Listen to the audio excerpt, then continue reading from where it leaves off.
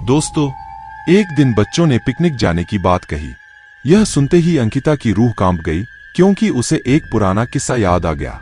ये बात तब की है जब अंकिता 10वीं क्लास में पढ़ रही थी। एक दिन टीचर ने पिकनिक का प्लान बनाया था। अपने सभी दोस्तों के साथ अंकिता ने भी जाने के लिए हाँ कर दी। पिकनिक पर जाना था पावागढ़। पूरा स्कूल पिकनिक जा रहा था, इसलिए करीब 30 बस सभी बच्चों को ले जाने के लिए तैयार थी। अंकिता अपने दोस्तों के साथ सबसे पीछे वाली बस में बैठ गई। सभी हंसते मस्ती करते हुए बस से जा रहे थे। तभी कुछ दूर जंगल के पास पहुंचकर उसी बस से तेज आवाज आई। ये वक्त रात के करीब 1:30 बजे का था। ड्राइवर गाड़ी से बाहर निकला तो उसे पता चला कि टायर फट गया है। ड्राइवर ने सबसे कहा कि बस का टायर बदलने में करीब 2 घंटे लगेंगे, आप सब नीचे उतर जाइए, मैं इसे बदल देता हूं। आप लोग पास के ढाबे में जा सकते हैं, वहां गर्म चाय पी लीजिए और मैं इस टायर को फटाफट बदलने की कोशिश करता हूं। ड्राइवर की बात सुनकर सभी बस से उतर गए और पैदल चलते हुए पास के ढाबे में पहुंचे। वहां एक बूढ़ा व्यक्ति चाय बना रहा था। इतनी रात को ढाबा खुला हुआ और किसी इंसान को चाय बनाते देख सबको हैरानी हुई। उस बूढ़े इंसान ने कहा, आप सब चाय पी लीजिए, यहाँ अक्सर लोगों की गाड़ी खराब हो जाती है, इसलिए मैं भी अपना ढाबा हरदम खुला रखता हूँ। आप जैसे राहगीरों को कुछ मदद हो जाती है। उनकी बात सुनकर सबने चाय का ऑर्डर दे दिया। उन्होंने कुछ ही देर में सबके लिए चाय बनाकर मेज पर रख दी। चाय पीते हुए अंकिता की आंखें एकदम ढाबे की छत की तरफ गई। वहां अंकिता ने एक औरत को सफेद रंग की साड़ी में खुले बाल लहराते हुए देखा।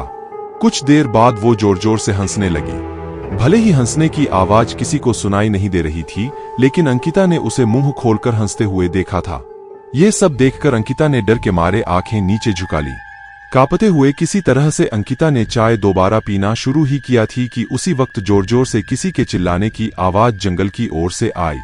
ढाबे में बैठे हुए सभी बच्चे और टीचर उस आवाज को सुनकर डर गए। सबको डरा हुआ देखकर उस बूढ़े इंसान ने कहा कि मैं देखकर आता हूं क्या हुआ है, आप लोग यहीं बैठे रहो। इतना कहकर वो आवाज की तरफ बढ़ गया।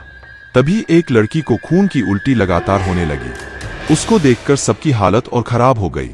उसी समय एक टीचर ने कहा कि तुम सब आग जलाओ और उसके बगल में बैठ जाओ। सबने मिलकर आग जलाई और गोल घेरा करके बैठ गए।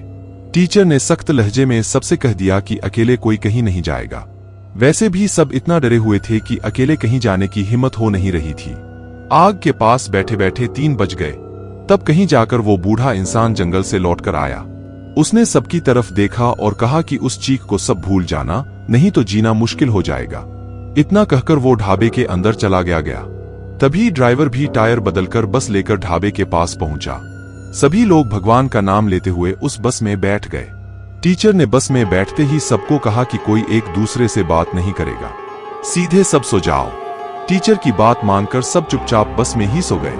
उसके बाद पिकनिक स्पॉट पर पहुंचे और करीब 1 हफ्ते बाद घूम कर आ गए।